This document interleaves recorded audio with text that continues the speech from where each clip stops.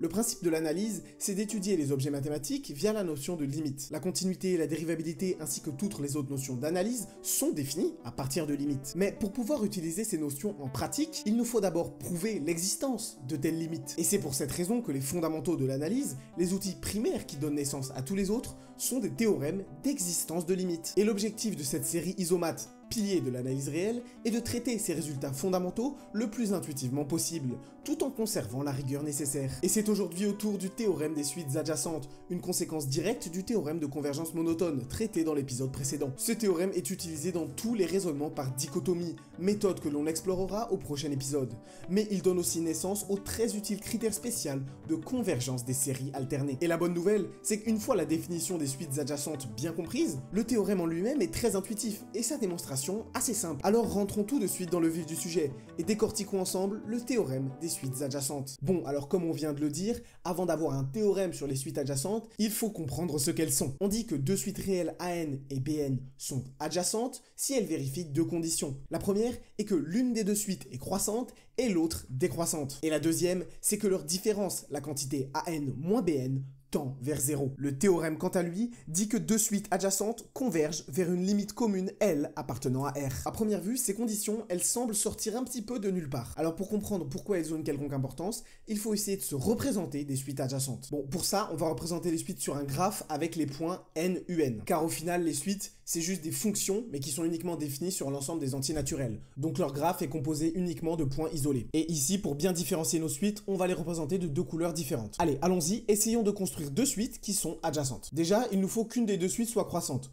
Bon, évidemment, le choix de AN ou BN en tant que suite croissante ne change absolument rien. Donc nous, si on décide de dire que AN est croissante, alors elle peut démarrer où elle veut, il n'y a pas de contrainte sur la valeur de A0, mais ce terme A0 sera inférieur au terme A1, lui-même inférieur au terme A2, lui-même inférieur au terme A3, et ainsi de suite. Alors dans le cas que je viens de dessiner, on a A2 égale A3, mais ça contredit absolument pas l'hypothèse, car on ne demande pas que AN soit strictement croissante. Bref, AN est une suite croissante, elle peut tout à fait diverger vers plus l'infini, ou approcher une valeur seuil qui sera sa limite. Pour l'instant, on ne sait absolument rien de son comportement à l'infini. Évidemment, on a la même chose pour la suite BN. Elle démarre où elle veut, puis elle est décroissante, mais on ne sait rien de plus pour le moment sur son comportement à l'infini. Alors pour l'instant, on a construit deux suites monotones, mais elles n'ont aucun rapport entre elles. Pourtant, le qualificatif adjacente suggère que les deux suites vont avoir un rapport entre elles. Et ce rapport, c'est la deuxième hypothèse qui va nous le préciser. La suite AN moins BN doit tendre vers 0 quand n tend vers plus l'infini. Et cette suite, c'est simplement la suite des différences entre les deux suites que j'ai graphées à droite. Et là où l'hypothèse 1 donne des informations sur les variations de AN et BN, mais pas sur leur comportement asymptotique, cette deuxième hypothèse donne des informations sur le comportement asymptotique de la suite AN-BN, mais pas pour le moment sur ces variations. Bon, évidemment, cette deuxième hypothèse, elle va avoir des répercussions sur le comportement asymptotique de AN et BN. Leur différence tend vers 0, donc quand n devient grand, les suites sont condamnées à se rapprocher, et elles viennent en quelque sorte s'écraser l'une contre l'autre. Et cette hypothèse, elle est tellement forte qu'on aurait presque envie de directement sauter vers la conclusion. Limite de AN-BN quand n tend vers plus l'infini égale à 0, donc par somme, limite de AN quand n tend vers plus l'infini moins limite de BN quand n tend vers plus l'infini est égal à 0. Donc les deux suites ont une limite commune, on l'appelle L, c'est QFD, la vidéo est terminée. Bah oui, après tout, on le voit sur le graphique. Si les deux suites se rapprochent, elles vont finir au même endroit, donc converger vers une même limite. Y a rien de sorcier. Sauf que ce raisonnement, il est totalement faux. En effet, sous la seule hypothèse que AN-BN doit tendre vers 0, je peux tout à fait construire deux suites réelles qui se rapprochent, mais qui ne vont pas vers un endroit précis. Dans l'exemple dessiné ici, les deux suites AN et BN s'écrasent effectivement l'une contre l'autre, mais ne le font pas en allant tous les deux vers un endroit commun. Elles se rapprochent l'une de l'autre, mais sans avoir de point d'attraction précis, simplement en se baladant dans l'espace des réels. Aucune de ces deux suites ne converge, et encore moins vers une limite commune. Alors ici, j'ai uniquement dessiné de telles suites sans donner leur expression, mais je vous invite évidemment à chercher votre propre contre-exemple, deux suites réelles dont la différence tend vers 0, mais qui ne convergent pas. Et une fois que vous l'avez trouvé, n'hésitez pas à le donner en commentaire. Bref, on comprend que cette hypothèse de différence qui tend vers 0 n'est pas suffisante pour garantir la convergence des deux suites. Et c'est là que se situe l'erreur dans le raisonnement précédent. On ne peut pas simplement séparer la limite ici. La limite d'une somme, c'est la somme des limites uniquement si chaque terme admet une limite. Si ce n'est pas le cas, alors on ne peut rien conclure. Cependant, cet argument, il n'est pas totalement à jeter par la fenêtre. Si on arrive à prouver que pour deux suites adjacente, donc qui vérifie les deux hypothèses, ces limites existent bel et bien, alors on pourra l'utiliser pour en déduire le théorème. Mais ça, c'est donc pas pour tout de suite. Au final, ce qu'il faut retenir de cette subtilité, c'est qu'on ne peut jamais uniquement se contenter de grapher un exemple particulier pour déduire un théorème. Il ne faut pas se faire piéger par le dessin. D'ailleurs, en parlant de piège dans ce dessin, mes deux suites AN et BN, elles étaient censées représenter des suites adjacentes à la base, non? Et c'est pour ça que quand on a pris en compte la deuxième hypothèse, j'ai immédiatement fait se rapprocher les deux suites. Mais en faisant ça de manière brutale, sans trop y réfléchir, j'ai créé un gros problème. L'hypothèse 1 de la définition des suites adjacentes n'est plus du tout respectée. BN, censé être une suite décroissante, remonte, et AN, censé être une suite décroissante, redescend, ce qui n'est pas du tout un comportement qui correspond à la définition. Pourtant, cette hypothèse, on se doute bien qu'elle n'est pas là pour rien, étant donné que la deuxième ne suffit pas du tout à déduire le théorème des suites adjacentes. Alors maintenant, je vous invite à mettre pause sur la vidéo afin d'essayer de compléter ce graphe en respectant la définition des suites adjacentes. Allez, sérieusement, faites-le, parce que vous comprendrez toujours beaucoup plus vite en travaillant par vous-même. Bon, si vous êtes là, c'est que vous avez essayé et abandonné parce que vous avez compris la supercherie. C'est absolument impossible. Et oui, après le rang grand N auquel le schéma s'arrête, la suite AN est obligée de continuer de croître et BN de décroître. Ce qui implique que les deux suites ne font que de s'éloigner. La distance entre les deux ne fait qu'augmenter, et il est absolument impossible qu'elles se rejoignent à un moment. Dans ce cas précis, où la suite croissante a dépassé la suite décroissante à un certain grand N, elles ne peuvent pas être adjacentes. Pour que deux suites soient adjacentes, il faut absolument que la suite décroissante se situe au-dessus de la suite croissante, car si l'inverse se produit, leur différence ne peut pas tendre vers 0. Voilà, ça a demandé un peu de travail, mais on a enfin bien compris la définition des suites adjacentes. Ce schéma représente tous les types de suites adjacentes. Et la bonne nouvelle, c'est que maintenant qu'on a fini ce travail, le théorème il est quasiment évident. Deux suites adjacentes s'écrasent l'une contre l'autre, et elles doivent bien s'écraser quelque part. Et ce quelque part, le point de rencontre à l'infini entre les deux suites et leur limite commune.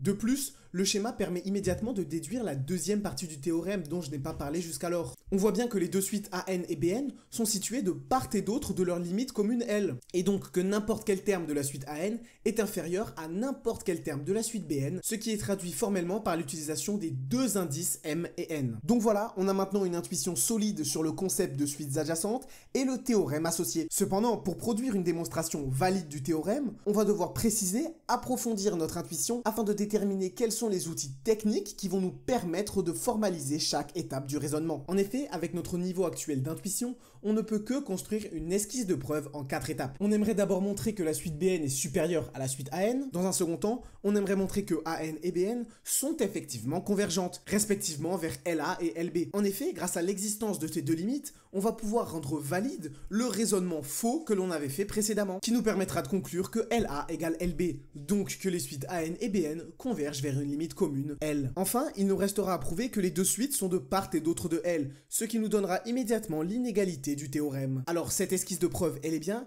mais il y a quand même toujours des zones d'ombre. En particulier, on ne sait toujours pas vraiment comment montrer que AN et BN convergent. On a dit tout à l'heure qu'on se doutait que l'hypothèse de monotonie des suites allait nous permettre d'éviter cette situation. Et c'est là où il est maintenant crucial d'avoir bien compris le dernier épisode de la série sur le théorème de convergence monotone. En effet, jusqu'ici, on a affirmé que les deux suites convergeaient car ça se voyait sur le dessin. Et quand bien même ce dessin est effectivement représentatif du phénomène des suites adjacentes en toute généralité, on ne peut quand même pas tirer une conclusion si hâtive. On doit alors se demander la raison profonde qui force l'existence d'une limite pour les suites AN et BN. Prenons d'abord le cas de la suite croissante AN. Les termes de cette suite deviennent de plus en plus grands, mais elle ne peut jamais dépasser la suite BN, auquel cas l'hypothèse 2 ne pourrait pas être vérifiée. Alors, à ce stade-là de notre raisonnement, on sait que pour tout n appartenant à n, Bn est supérieur ou égal à An. Mais dû à la nature décroissante de la suite B, An est aussi inférieur à Bn-1, lui-même supérieur à Bn-2, et ce processus, on peut le continuer jusqu'à B0. Et là, ce qui est important, c'est que cette inégalité, elle est valable pour tout entier naturel. Donc on en conclut que tous les termes de la suite An sont plus petits que B0, ce qu'on voit évidemment parfaitement sur le schéma. En fait, B0 est un majorant de la suite AN. B1 aussi majore la suite AN, B2 aussi majore la suite AN. Et en réalité, on le voit sur le schéma et on le prouvera à la fin, tous les termes de la suite Bn majorent la suite An. Mais pour l'instant, ce qui compte, c'est de dire que la suite An est croissante et majorée. Et ça, c'est exactement les hypothèses du théorème de convergence monotone, traité dans le dernier épisode. Et évidemment, si vous n'êtes pas tout à fait au point avec ce théorème et l'intuition associée, je vous recommande fortement d'aller regarder l'épisode avant de passer à la suite de cette vidéo. Bref, ici, ce qui nous intéresse, c'est que la suite AN est croissante, mais ne peut jamais dépasser une valeur seuil. Et on a en particulier ici exhibé B0 comme majorant. Alors les termes de la suite sont en quelque sorte obligés de grandir de moins en moins, et ils sont obligés de s'arrêter de grandir quelque part avant le majorant. Et ce quelque part, c'est la limite de la suite AN. Et voilà, on le tient, notre argument précis qui prouve que AN admet une limite. Et on le voit sur le schéma, les suites AN et BN jouent des rôles totalement symétriques. Donc on va appliquer le même raisonnement pour montrer que la suite BN converge. Pour tout n appartenant à n, Bn est supérieur ou égal à An, lui-même supérieur ou égal à An-1 car la suite An est croissante, et ainsi de suite jusqu'à A0. Autrement dit, la suite Bn est minorée par A0. Et évidemment, les suites décroissantes minorées jouent le même rôle que les suites croissantes majorées vis-à-vis du théorème de convergence monotone. Elles aussi convergent dans R. Au final, pour formaliser la deuxième étape de notre raisonnement, on a simplement à appliquer les deux versions du théorème de convergence monotone. L'une pour les suites croissantes et majorées, et l'autre pour les suites décroissantes et minorées. Voilà, on dispose maintenant d'une intuition plus précise sur le théorème des suites adjacentes, et de tous les outils techniques qui vont nous permettre de rédiger la preuve. Alors, assez de blabla, il est temps d'écrire. La première étape du raisonnement est de montrer qu'on se situe bien dans ce cas précis, où le nème terme de la suite B est supérieur au nème terme de la suite A. Pour ça, on fixe petit n appartenant à n, et on écrit ensuite les relations de monotonie des suites B et A. Bn est supérieur ou égal à Bn plus 1, et An est inférieur ou égal à An plus 1. Ensuite, en soustrayant ces deux inégalités, on obtient que Bn moins An est supérieur ou égal à Bn plus 1 moins An plus 1. Alors la suite Bn moins An est décroissante, et par hypothèse, elle converge vers 0. Autrement dit, la différence entre les deux suites, écrite sous la forme Bn moins An, est décroissante et tend vers 0. Et là, j'ai fait exprès de pas le rédiger, je vous laisse vous convaincre qu'une suite décroissante qui converge vers 0 est forcément positive, donc que la suite Bn est tout le temps supérieure à la suite An. Alors la preuve de cette étape, elle est relativement facile, mais ici, j'ai pas exactement suivi le raisonnement qui nous a permis de conclure plus tôt que la suite Bn était tout le temps supérieure à la suite An. Ici, on avait plutôt fait un raisonnement par l'absurde, en disant que si la suite An dépassait la suite Bn à un moment, eh bien la croissance de l'une et la décroissance de l'autre impliquaient que la distance entre les deux allait continuellement croître, donc ne pourrait pas tendre vers 0. Et cette preuve par l'absurde, c'est tout à fait possible de la rédiger, mais c'est un petit peu plus technique. Je vous la mets ici, n'hésitez pas à faire pause si vous voulez la lire et la comprendre, c'est un bon exercice. Bref, dans tous les cas, ces deux méthodes nous permettent d'arriver à cette grande inégalité, qui permet de minorer la suite Bn par A0 et de majorer la suite An par B0. On peut donc appliquer le théorème de convergence monotone et en conclure que les deux suites An et Bn sont convergentes, respectivement de limites LA et LB. Et là, on peut enfin appliquer l'argument du début de vidéo. Les limites de An et Bn existent et sont finies, donc limite de An moins Bn quand n tend vers plus l'infini est égale à limite de An quand n tend vers plus l'infini moins limite de Bn quand n tend vers plus l'infini. On en tire donc que LA moins LB est égal à 0. Autrement dit, LA égale LB. Il suffit alors de poser L égale à LA égale à LB, et on a bien que AN et BN convergent vers une limite commune L appartenant à R. Enfin, pour déduire la deuxième assertion du théorème, on utilise encore les résultats du théorème de convergence monotone, qui nous dit que L est à la fois la borne supérieure de l'ensemble des termes de UN, et la borne inférieure de l'ensemble des termes de BN.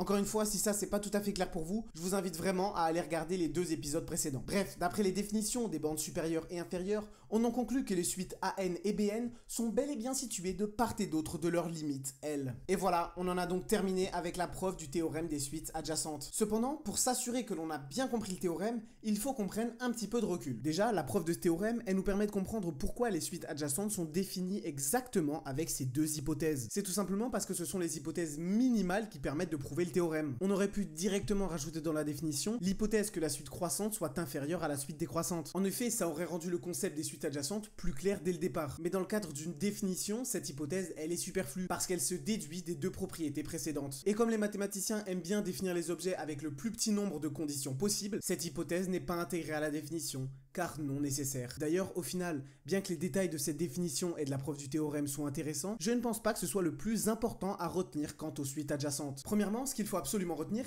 c'est le dessin associé au théorème, parce qu'en réalité, il est suffisant. Dès que vous aurez à travailler avec des suites adjacentes, il vous suffit de reproduire ce dessin pour déduire visuellement toutes les propriétés associées. Bon, mais si on veut choisir une chose qu'il faut retenir plus que les autres, c'est évidemment l'idée fondatrice du concept des suites adjacentes. Cette idée, c'est de dire que si l'on fait s'écraser deux suites l'une contre l'autre, elles sont obligées de s'écraser quelque part dans R. Et ça se traduit par leur convergence commune vers cet endroit. Et ça, exactement comme pour le théorème de convergence monotone, c'est l'idée fondatrice de l'ensemble des nombres réels. l'idée de la propriété de la bande supérieure. Et au bout de la 3e vidéo de la série, j'espère que vous êtes maintenant convaincus de l'importance de cette idée pour la construction des nombres réels. En fait, ça va même plus loin que ça. Les 3 résultats qu'on a vus jusqu'à maintenant dans la série, ils sont équivalents. La propriété de la bande supérieure, le théorème de convergence monotone, le théorème des suites adjacentes, ils expriment formellement tous la même idée. Et au final, ces 3 résultats, ils peuvent tous être pris comme axiomes de R. Et dans cette série, on a choisi la propriété de la bande supérieure comme axiome, c'est-à-dire postulat fondamental pour les nombres réels. À partir de cette propriété, on a prouvé le théorème de convergence monotone, qu'on a utilisé pour prouver le théorème des suites adjacentes. Mais en fait, on aurait très bien pu commencer par admettre le théorème des suites adjacentes et prouver la propriété de la bande supérieure. En quelque sorte, ces 3 résultats, ils se situent au même niveau. Ils sont tous complètement fondamentaux. Ils constituent vraiment les briques élémentaires de l'analyse réelle. Et d'ailleurs, parmi ces briques élémentaires, il nous en reste une qu'on traitera au prochain épisode,